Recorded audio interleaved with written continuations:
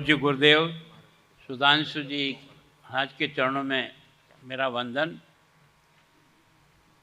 मैं और पंजाब और चंडीगढ़ बहुत भाग्यशाली हैं कि आपके यहाँ चरण कमल पड़े। मैं आज भले ही यहाँ राज्यपाल हूँ, लेकिन मैंने आपके सामने बैठकर कई बार आपको सुना है, नज़दीक से भी मैंने देखा है।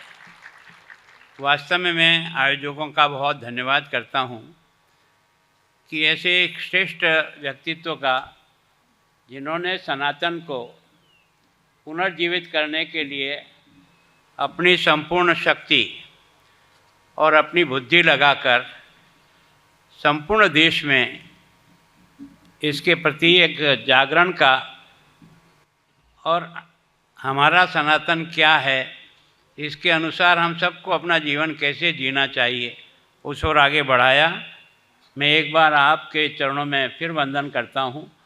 राज्यपाल के नाते नहीं, एक आपके अनुयायी के नाते मैं आपकी वंदना करता हूँ कि आपके ये निरंतर प्रयास से देश में इस विश्व जागृति मिशन के द्वारा एक तरह से देश के उस संपूर्ण वर्ग का जीवन का उद्धार करने का प्रयास कर रहे हैं, जो इससे अब तक काफ़ी कुछ दूर रहे थे।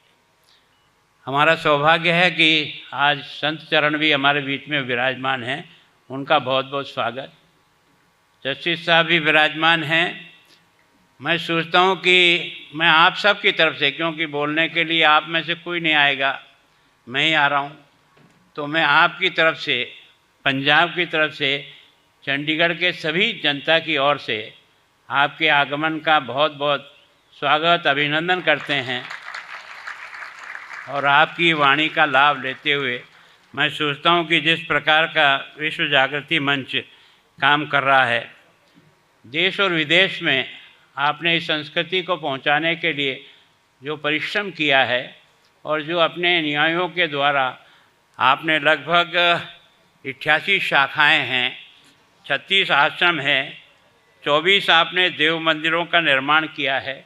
और मैं सोचता हूँ कि अनाथ, वृद्धाश्रम, गुरुकुल विद्यालय, स्वास्थ्य केंद्र, गौशालाएँ, संस्कार शिविर, और आज जिन बच्चों को आपने इस विद्या के माध्यम से इनको भी उस ओर आगे बढ़ाने का प्रयास किया है, मैं आपका बहुत अभिनंदन करता हूँ।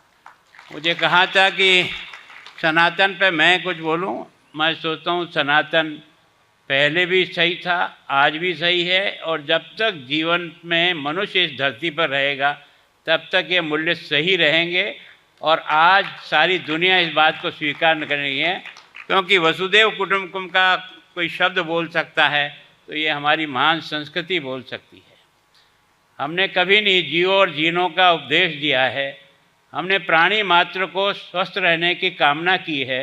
हमने कभी नहीं कहा कि हम स्वस्थ रहें, हमने कहा प्राणी मात्र स्वस्थ रहे, सुखी रहे, आनंद का जीवन जिए।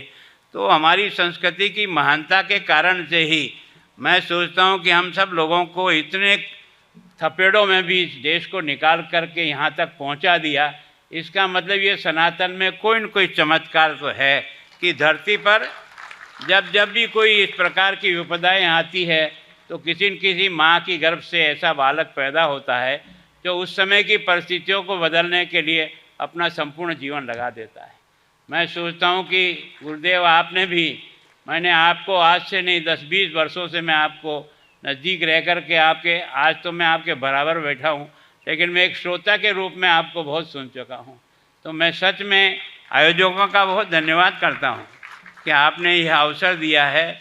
और ऐसे श्रीमुख से जो अधिकृत रूप से अपनी वाणी बोलेंगे, हम लोग तो जो बोलते हैं वो शब्दों से बोलते हैं, और आप लोग जो बोलते हैं अपनी जीवन की साधना और तपस्या से बोलते हैं। दोनों के शब्दों का असर कानों तक जब जाता है तो वो अलग अलग प्रकार भिन्नता ले लेता है। तो मैं सोचता हूँ कि वो वाणी सफल होती है जिसके साथ उनका जीवन वैसा ही होता है, जो अपने अंतः मन से इस बात के आधार पर अपने समाज को दिशा देने का प्रयास करते हैं, उसका परिणाम आता है। और आपको और हमको सबको दिख रहा है कि जितने संकट से हम गुजरे हैं, उस संकट में बचाने के लिए इस धरती माता पर सनातन का ही कोई चमत्कार है कि अगर भगवान राम पैदा हो सकता है तो कौशल्या की कोख से हो सकता है। हमारे यहाँ भगवान जो आसमान से उतर करके नहीं आए, हमारे यहाँ भगवान माँ की कोख से पैदा हो करके अपने आप को अपने गुणों के विस्तार के आधार पर भगवान के तुल्य बनाकर खड़ा कर दिया। तो आज मैं आप सब की तरफ से सुधांशु जी महाराज का बहुत बहुत स्वागत अभिनंदन करता हूँ। मैंने क्या है कि मैं राज्यपाल बनने के कारण से आगे कार्यक्रम लग जाते हैं, मजबूरी है, फिर भी कोशिश करूँगा जितना गुरुदेव को सुन सकूँ उतना लाभ भगवान मुझे भी देगा और मेरे भी जीवन में कुछ काम करने की और ज़्यादा शक्ति मिलेगी, ताकि मैं एक जनसेवक बनकर ईमानदारी से देश और समाज की सेवा कर सकूं। ये आशीर्वाद आपके चरणों में मांगता हूं। भगवान करेगा आपका आशीर्वाद से मैं अपने काम को अच्छे से अच्छे ढंग से करूंगा और ऐसी कोई शिकायत आपको नहीं आएगी कि आपके शिष्य ने जीवन में कोई ऐसी कमी रख दी जिसके कारण से उसने उस काम को नहीं किया जो मैंने उम्मीद की थी। मैं आपकी उम्मीद पर खरा उतरने का भरसक प्रयास करूंगा। एक बार आपको फिर वंदन।